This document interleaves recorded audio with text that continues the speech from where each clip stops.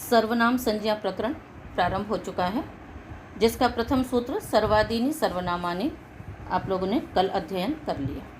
आज उसका द्वितीय सूत्र है विभाषा दिक् समासे बहुव्रीहौ। विभाषा प्रथमा का एक वचन, दिक् समासे सप्तमी का एक वचन, बहुव्रीहौ सप्तमी का एक वचन। बोलिए पदच्छेद विभक्ति। विभाषा प्रथमा का एक वचन, दिक् समासे सप्तमी का एक वचन, बहुव्रीहौ सप्तमी का एक वचन। समास करेंगे। दिशां समासः दिक् समासः तस्मिन् दिक् समासे। कौन सा समास मनीषा? दिशां समासः दिक् समासः तस्मिन् दिक् समासे। बोलो बोलो। षष्ठी तत्पुरुष। बहुव्रीहि तो हो ही नहीं सकता, इसमें यस्य येषाम नहीं है। और षष्ठी तत्पुरुष क्योंकि आपने दिशां समासः विग्रह किया है, इसलिए क्या है ये षष्ठी तत्पुरुष। अनुवृत्ति इसमें सर्वादीनि सर्वनामानि की आएगी। किसकी आएगी? सर्वादीनि सर्वनामानि की इसमें अनुवृत्ति आएगी। अर्थ करेंगे सूत्र का। दिक् समासे बहुव्रीहौ सर्वादीनि सर्वनाम संज्ञकानि भवन्ति विभाषा। सूत्र से सूत्रार्थ है, कोई आपको विशेष इसमें परिश्रम नहीं करना है। बोलिए समास क्या हुआ? दिक् समासे बहुव्रीहौ सर्वादीनि सर्वनामानि सर्वनाम संज्ञकानि भवन्ति विभाषा। ठीक है। दिक् समास दिशावाची शब्दों के बहुव्रीहि समास में जो सर्वादि शब्द हैं उनकी सर्वनाम संज्ञा विकल्प से होती है। ठीक है। कुछ ऐसे शब्द हैं जो दिशावाची हैं और वो सर्वादि गण में पढ़े हैं। आपने सूत्र याद इसमें पढ़ा था, पूर्व परावर दक्षिणोत्तरा पराधराणि व्यवस्थायाम संज्ञायाम। ये सूत्र उसमें है, सर्वादि गण में है। यानी पूर्व, पूर्वा परा, पूर्व परावर दक्षिणोत्तरा, ये चारों शब्द हैं आपके, है ना। पूर्व भी है, उत्तर भी है, दक्षिण भी है। तो ये शब्द दिशावाची हैं और सर्वादि गण में भी पठित हैं। तो जब हम दिशावाची शब्दों का बहुव्रीहि समास कर देंगे, क्या कर देंगे? बहुव्रीहि समास करेंगे, तब उनकी सर्वनाम संज्ञा विकल्प से होगी। वैसे तो नित्य रहेगी सामान्य रूप से, तो पूर्वस्मयी, पूर्वस्मात्, पूर्वस्मिन्, पूर्वेशाम, जब वो अलग अलग हैं तब उनके नित्य है। किंतु जब उन्हीं दिशावाची शब्दों का बहुव्रीहि समास हो जाएगा, तब आप उनकी सर्वनाम संज्ञा क्या करेंगे? विकल्प से करेंगे। ठीक है। उदाहरण देखिए। उत्तर पूर्वस्यै उत्तर पूर्वायै, दक्षिण पूर्वस्यै दक्षिण पूर्वायै। ये चतुर्थी में बना, इसी का आप पंचमी में बनाइए। उत्तर पूर्वस्याः उत्तर पूर्वायाः दक्षिण पूर्वस्याः दक्षिण पूर्वायाः।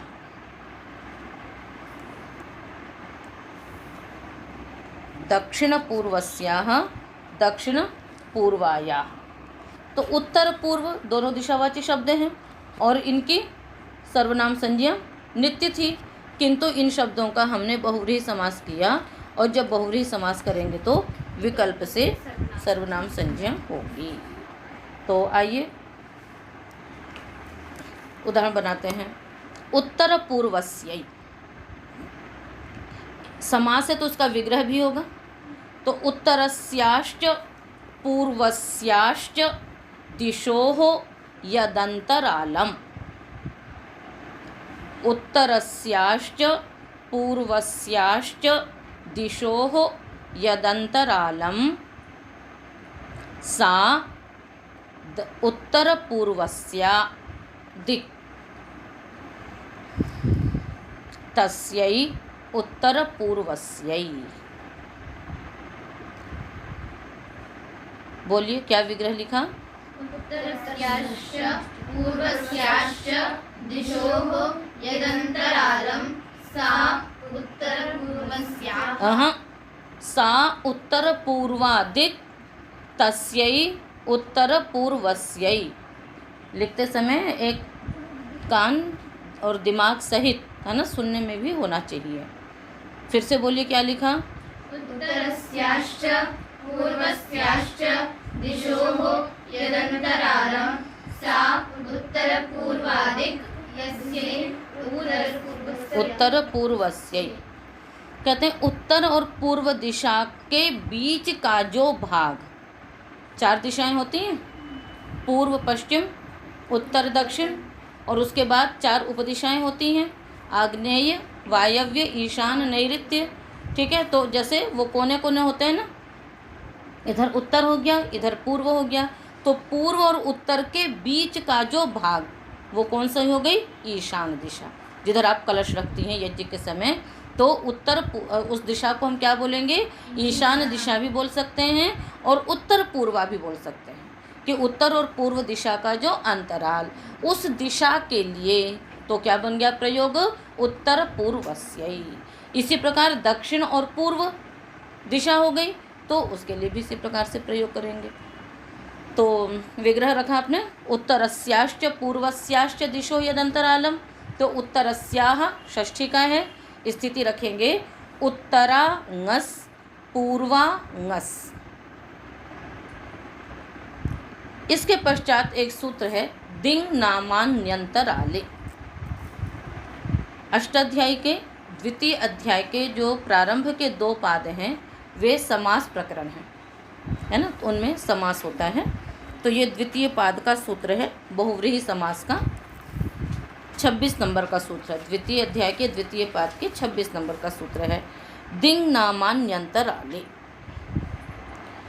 शेषो बहुव्रीहि से बहुव्रीहि की अनुवृत्ति आ रही है, और किसकी अनुवृत्ति आ रही है देखिए, बताइए मनीषा जी। अनेकम की आ रही है, ठीक है ना। अनेकम पूरा आ रहा है, अनेकम अन्य पदार्थ है, या केवल अनेकम? अनेकम आ रहा है, ठीक है। और ये आपका 29 तक जाएगा। अनेकम की अनुवृत्ति कहाँ तक जाएगी? 29 तक जाएगी। पीछे से बहुव्रीहि तो बता दिया, शेषो बहुव्रीहि से बहुव्रीहि की अनुवृत्ति 27 तक जाएगी। उसके पश्चात पीछे से समर्था पदविधि का अधिकार है, सह सुपा से सुपा, सुबह मंत्रते परांगवत स्वरे से सुप, ये सारी अनुवृत्तियाँ इसमें आती हैं, ठीक है। अभी आप इस सूत्र का अर्थ करेंगे, है ना। दिंग नामानि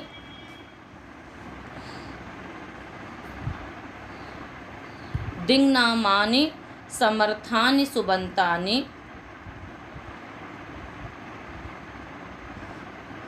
इसके साथ आप अनेकम शब्द का भी प्रयोग कर लीजिए। दिंग नामानि अनेकानि समर्थानि सुबंतानि, अनेकैः समर्थैः सुबन्तैः सह,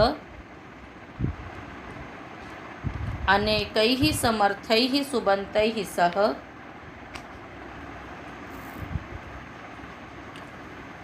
समस्यन्ते अंतराले वाच्ये। अंतराले वाच्ये सच बहुव्रीहि समासो भवति।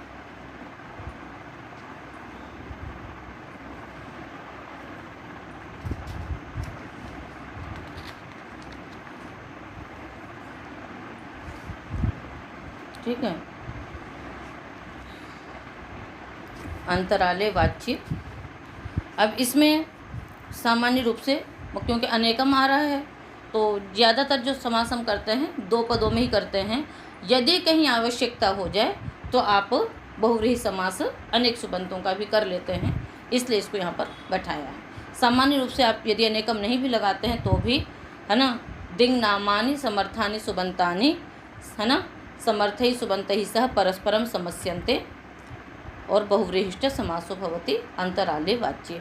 अंतराल वाच्य हो रहा, अंतराल मतलब 2 दिशाओं का मध्य भाग ये कहा जा रहा हो, तो दिशावाची जो समर्थ सुबंत उनका परस्पर समास होता है। दिशावाची के साथ ही दिशावाची का समास होगा, किसी अन्य के साथ नहीं होगा, ये ध्यान में रखिएगा, ठीक है।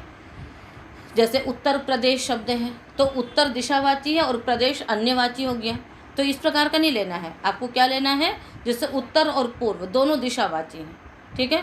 तो दिशावाची शब्दों का ही परस्पर क्या होता है, समास होता है। तो यहाँ पर उत्तरस्याश्च पूर्वस्याश्च दिशो यदंतरालम, ये अंतराल वाच्य है और ये दोनों दिशावाची शब्द हैं।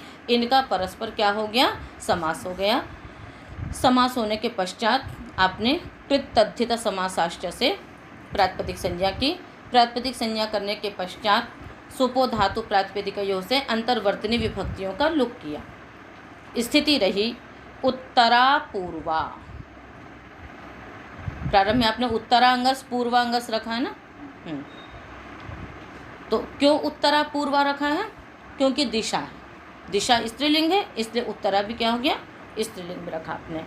तो उत्तरा पूर्वा ये स्थिति हुई। ठीक है। इसके पश्चात हमने प्रातिपदिक संज्ञा कर ही ली थी। प्रातिपदिक संज्ञा करने के पश्चात आप चतुर्थी का एक वचन ले आएंगी ङे।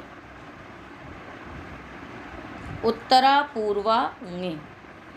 पुनः एक वार्तिक लगती है, सर्वनाम्नः वृत्ति मात्रे पुंवद् भावो वक्तव्य। सर्वनाम्नः वृत्ति मात्रे पुंवद् भावो वक्तव्य।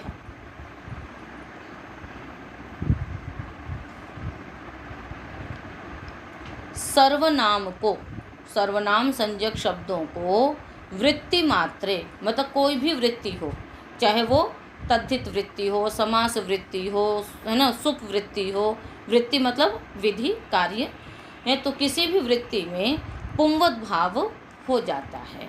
क्या हो जाता है? पुंवद् भाव होता है। तो यहाँ पर देखो उत्तरा पूर्वा है और पुंवद् भाव जब भी होगा तो उत्तर पद के परे रहते ही होगा। तो उत्तर पद है पूर्वा, पूर्व में है उत्तरा, उत्तरा को हमने क्या कर दिया? पुंवद् भाव कर दिया।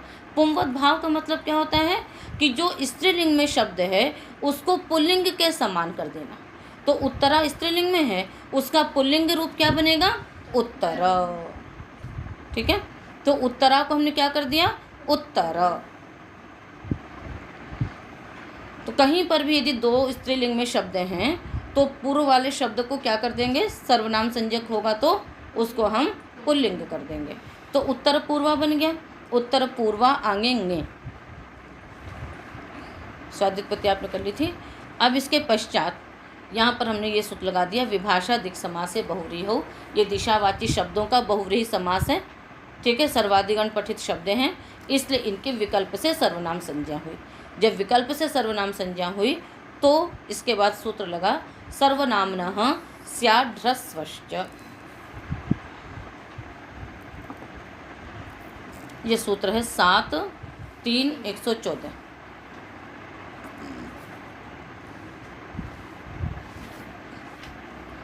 याड आपह से आपह की अनुवृत्ति आ रही है, गीति की अनुवृत्ति आ रही है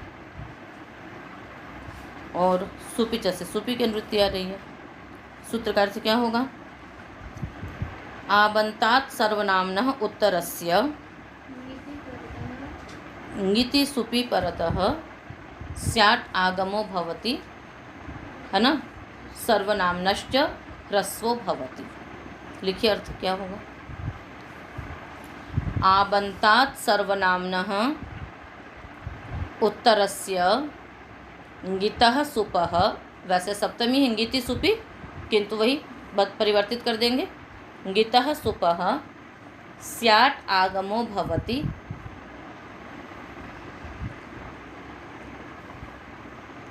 सर्वनाम्नश्च ह्रस्वो भवति।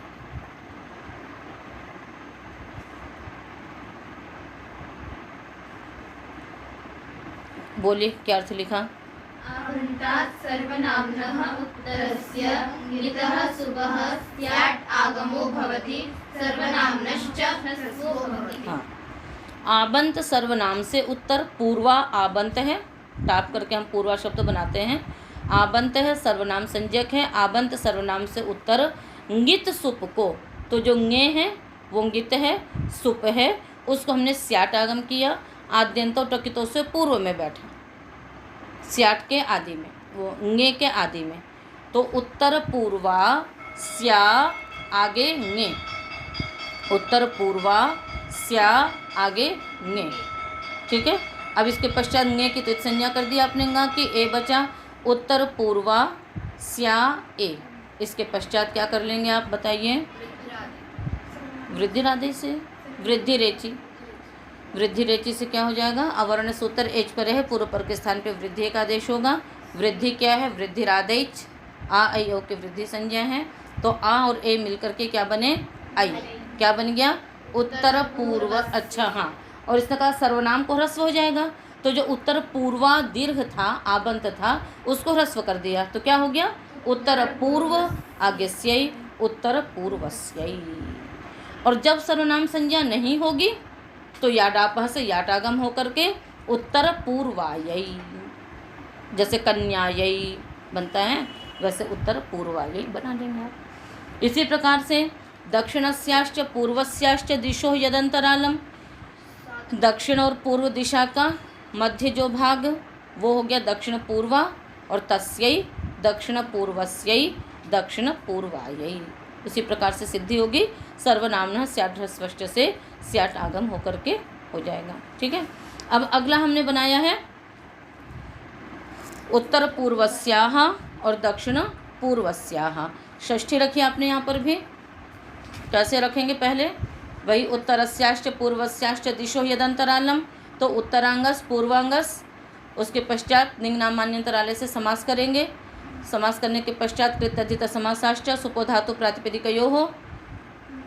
ठीक है, पुनः अंतर्वर्ती विभक्तियों का लोप करने के पश्चात सर्वनामन वृत्ति मात्रे पुंवत भाव वक्तव्य से पुंवत भाव करके उत्तर पूर्वा, फिर ज्ञा प्रातिपदिकात के अधिकार में स्वाद्युत्पत्ति करें तो उत्तर पूर्वा आगे ngस, षष्ठी का एक वचन रखा हमने। अब ये भी क्या है, गीत है, तो सर्वनामन स्याट विभाषा दिक् समास से बहुव्रीहि लगाएंगे पहले, दिशावाची बहुव्रीहि समास का विकल्प से सर्वनाम संज्ञा हुई, जिस पक्ष में सर्वनाम संज्ञा हुई उस पक्ष में सर्वनामन स्याट ह्रस्वश्च से स्याट आगम किया, और फिर वही वृद्धि कर लेंगे। और यहाँ पर वृद्धि क्या करेंगे, नहीं यहाँ पर वृद्धि नहीं करेंगे, यहाँ अकः सवर्ण दीर्घ लगाएंगे, तो उत्तर पूर्वा है ना।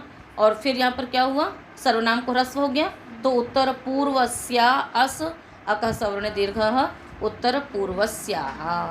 और जिस पक्ष में सर्वनाम संज्ञा नहीं होगी उस पक्ष में याडापह लग जाएगा, तो उत्तर पूर्वा याट आ उत्तर पूर्वा याः। ऐसे दक्षिण पूर्वस्याः दक्षिण पूर्वा याः। तो इस प्रकार से ये हुआ। ठीक है, तो विभाषा दिक् समास से बहुव्रीहि हो, सूत्र समझ में आ गया होगा आप लोगों को कि दिशावाची है ना शब्दों का जो बहुव्रीहि समास है उसमें सर्वादियों की सर्वनाम संज्ञा विकल्प से होगी। और सर्वनाम संज्ञा विकल्प होने से लाभ ये हुआ कि जिस पक्ष में सर्वनाम संज्ञा हुई उस पक्ष में स्याट आगम होगा, जिस पक्ष में नहीं होगी उस पक्ष में उसमें नहीं होगा। तो इस प्रकार से ये आपके उदाहरण बने। और बहुव्रीहि समास होगा किस सूत्र से, दिशावाचियों का, उससे तो सर्वनाम संज्ञा होगी दिंग नामान्यंतरालय है ना। प्रश्न क्या है, समास किससे होगा, समास किससे होगा, दिंग नामान्यंतरालय। सर्वनाम संज्ञा किससे होगी, विकल्प से, विभाषा दिक् समासे बहुव्रीहि। सर्वनाम संज्ञा का प्रयोजन क्या है, सर्वनामना स्याट ह्रस्वश्च से स्याट आगम होना। आगे चलिए एक सूत्र और पढ़ेंगे, न बहुव्रीहि, न बहुव्रीहि, न अव्यय पदम, बहुव्रीहि सप्तमी का एक वचन। अनुवृत्ति सर्वादीनी सर्वनामानी की आएगी। और विभाषा दिक् समास से बहुव्रीहि, उससे बहुव्रीहि की अनुवृत्ति आएगी। नहीं भी आएगी तो भी कोई आवश्यक नहीं है उतना। चलिए अर्थ क्या करेंगे सूत्र का, बहुव्रीहि समासे सर्वादीनि सर्वनाम संज्ञकानि न भवन्ति। बोले अर्थ क्या हुआ सूत्र का,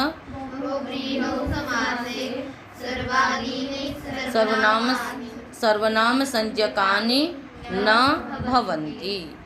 बहुव्रीहि समास में सर्वादियों की सर्वनाम संज्ञा नहीं होती है।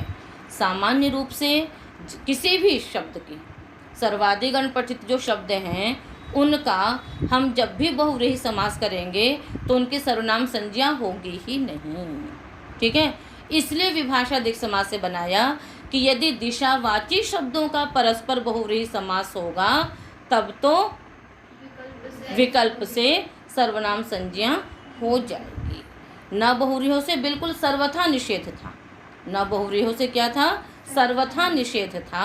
विभाषादिक समास से बहुव्रीहों ने क्या किया कि दिशावाची शब्दों के बहुव्रीहि समास में विकल्प से सर्वनाम संज्ञा का अधिकार दे दिया। ठीक है, अब हम इसका उदाहरण देखेंगे। प्रिय विश्वाय, प्रियो भयाय, प्रिय विश्वाय, प्रियो भयाय, द्व्यन्याय, त्र्यन्याय। जब सर्वनाम संज्ञा नहीं होगी तब तो फिर कोई कार्य भी नहीं होगा विशेष। बस अब आपको ये देखना है कि बहुव्रीहि समास किससे हो रहा है। प्रिय विश्वाय, प्रियाः विश्वे यस्य। विग्रह क्या किया बहुव्रीहि समास करके? प्रियाः विश्वे यस्य, सब प्रिय हैं जिसके, है ना। तो प्रियाः विश्वे यस्य स प्रिय विश्वः तस्मै प्रिय विश्वाय। जो सब प्रिय हैं जिसके, उसके लिए कोई चीज़, पुस्तक इत्यादि। इसी प्रकार से प्रियाः उभये यस्य, प्रिय हैं दोनों जिसके, है ना। तस्मै प्रियोभयाय, इस प्रकार से करेंगे। तो करें, स्थिति रखिए। प्रियजस विश्वजस, प्रियाः विश्वे यस्य किया था विग्रह, तो प्रियजस विश्वजस। इसके पश्चात शेषो बहुव्रीहि सूत्र लगाएंगे। शेषो बहुव्रीहि के अधिकार में अनेक मन्य पदार्थ सूत्र लगाएंगे। इसका अर्थ है अन्य पदार्थे गम्यमाने अनेकम समर्थम सुबंतम परस्परम समस्यन्ते बहुव्रीहिश्च समासो भवति। आप ऐसे भी अर्थ कर सकती हैं कि अन्य पदार्थे गम्यमाने अनेकम समर्थम सुबंतम अनेकैः समर्थैः सुबन्तैः सह समस्यन्ते। दोनों के साथ भी कर सकते हैं और सीधा आप ये भी अर्थ कर सकते हैं कि अनेकम समर्थम सुबंतम परस्परम समस्यन्ते, अनेक समर्थ सुबंतों का परस्पर समास होता है। तो अन्य पदार्थ का तात्पर्य समझते हैं आप लोग। जब हम समास करते हैं तो दो पदों का कम से कम करते हैं। एक पूर्व पद होता है, एक उत्तर पद होता है। तो किसी समास में पूर्व पद की प्रधानता होती है, यानी पूर्व पद का अर्थ को कहा जाता है। किसी में उत्तर पद का कहा जाता है, किसी में दोनों पद का कहा जाता है। जैसे अव्ययभाव समास में पूर्व पद के अर्थ की प्रधानता होती है, तत्पुरुष समास में उत्तर पद के अर्थ की प्रधानता होती है, द्वंद्व में उभय पद की प्रधानता होती है। अब बहुव्रीहि में क्या होता है? न पूर्व न उत्तर न दोनों। तात्पर्य क्या हो गया? फिर कोई अन्य ही पदार्थ जिसके लिए कहा जा रहा है। तो प्रिय हैं सारे जिसके, ठीक है ना, उसके लिए कहा गया। तो आपने इसी हिसाब से तो अनेक मन्य पदार्थ से समास कर लिया। कृत अति तस्मात् साष्ट से प्रातिपदिक संज्ञा सुपो धातु प्रातिपदिक अंतर्वर्ती विभक्तियों का लोग प्रिय विश्व आगे ङे प्रातिपदिका से प्रातिपदिकात के अधिकार में स्वाद्युत्पत्ति करके प्रिय विश्व आगे ङे लाए। अब ये विश्व शब्द है ना, विश्व शब्द सर्वाधिगण में पढ़ा हुआ है, इसलिए सर्वादीनि सर्वनामानि से सर्वनाम संज्ञा की प्राप्ति हुई। विश्व शब्द सर्वाधिगण में पढ़ा है कि नहीं पढ़ा है? सर्व विश्व। तो इसलिए यहाँ पर सर्वनाम संज्ञा की प्राप्ति हुई। तो इस सूत्र ने कहा कि बहुव्रीहि समास यदि किया है तब सर्वादियों की सर्वनाम संज्ञा नहीं करना। तो सर्वनाम संज्ञा नहीं हुई। जब सर्वनाम संज्ञा नहीं हुई तो उसके बाद सर्वनाम ह्रस्मय भी नहीं लगा। फिर क्या लग गया? ङेर्यः। ङेर्यः से ङे के स्थान पे य, प्रिय विश्वय, सुपिच से दीर्घ, प्रिय विश्वाय। सुपिच का क्या अर्थ है? हाँ, ययादौ सुपि परतः अदंतस्य अंगस्य दीर्घो भवति। ययादि सुप परे रहते अदंत अंग को दीर्घ हो जाता है, प्रिय विश्वाय बन गया। इसी प्रकार से प्रिय जस और उभय आगे औ, प्रियाः उभये यस्य किया हमने। फिर वही अनेक मन्य पदार्थ से समास करेंगे। कृतधि तस्मात् साष्ट सुपो धातु प्रातिपदिकयोः प्रिय उभय, उसके पश्चात गुण कर दिया तो प्रियोभय बना। प्रियोभय आंगेंगे, पुनः ये बहुव्रीहि समास है तो उभय शब्द पढ़ा है सर्वादिगण में, उभ उभय डतर डतम, तो यहाँ पर उभय शब्द होने से भी इसकी सर्वनाम संज्ञा की प्राप्ति थी, जिसका कि इस सूत्र ने निषेध कर दिया। निषेध होने से ये लाभ हुआ कि सर्वनाम न स्मय से स्मय आदेश न हो करके गेर्यः से य और सुपिच से दीर्घ होकर के आपकी सिद्धि हो गई प्रियोभयाय। द्व्यन्याय त्र्यन्याय, द्वौ अन्यौ यस्य, दो अन्य हैं जिसके, द्वौ अन्यौ यस्य स द्व्यन्यः, तो यहाँ पर भी विग्रह कैसे करेंगे, द्वि औ अन्य औ, पुनः अनेक मन्य पदार्थ से समास कर लीजिए। समास करने के पश्चात कृत्यजित समासाश्च सुपधातु प्रातिपदिकयोः हो, द्वि अन्य यणादेश करके क्या बना लेंगे, द्व्यन्य। इसके पश्चात पुनः प्रातिपदिक संज्ञा के अधिकार में ङे विभक्ति ला करके द्व्यन्य ङे, सर्वनाम संज्ञा का निषेध न बहुव्रीहि सूत्र से, क्योंकि अन्य शब्द है सर्वादिगण में, है ना अन्य शब्द, तो इसलिए सर्वनाम संज्ञा की प्राप्ति थी, इसने निषेध कर दिया। निषेध होने के पश्चात स्मयी न होकर के गेर्यः से य और दीर्घ होकर के द्व्यन्याय। इसी प्रकार त्रयः अन्ययस्य, त्रिजस अन्यजस, बस केवल विग्रह में आपको क्या रखना ये देखना है, शेष सारी प्रक्रिया आपकी पहले की तरह है, वही अनेक मन्य पदार्थ से समास होगा, कृत्यधित समासाश्च प्रातिपदिक संज्ञा होगी, सुपधातु प्रातिपदिक अंतर्वर्तनी विभक्ति का लुक होगा, उसके पश्चात ज्ञा प्रातिपदिकार में स्वाद्य उत्पत्ति करेंगे, ठीक है, और फिर न बहुव्रीहि सूत्र से सर्वनाम संज्ञा का निषेध और सर्वनाम न स्मयी न हो करके गेर्यः से य और सुपिच से दीर्घ हो करके क्या शब्द सिद्ध हो गया, त्र्यन्याय। तो इस प्रकार से आपने न बहुव्रीहि सूत्र भी पढ़ लिया। तो इन दोनों सूत्रों में यह आप ध्यान में रखना कि न बहुव्रीहि सूत्र विभाषा दिक् समास से बहुव्रीहि पुरस्ताद अपवाद सूत्र है। पुरस्ताद अपवाद का मतलब क्या होता है, पहले ही जिसका अपवाद रख दिया जाए। न बहुव्रीहि तो सामान्य सूत्र हो गया ना, कि बहुव्रीहि समास में किसी भी सर्वादि की सर्वनाम संज्ञा नहीं होगी, चाहे वो दिशावाचियों का समास हो चाहे किसी का भी समास हो, तो ये सामान्य हो गया। अब उसके बाद उसका अपवाद है कि दिशावाची बहुव्रीहि समास होंगे तब तो विकल्प से हो जाएगी, तो ये उसका अपवाद पहले ही पढ़ दिया गया, तो ये पुरस्ताद अपवाद सूत्र है। इस प्रकार से बहुव्रीहि समास में सर्वादियों की सर्वनाम संज्ञा सामान्यतया नहीं होगी, किंतु दिशावाची शब्दों का यदि परस्पर समास हुआ होगा तो विकल्प से सर्वनाम संज्ञा हो जाएगी। ये आज के पाठ का निष्कर्ष है।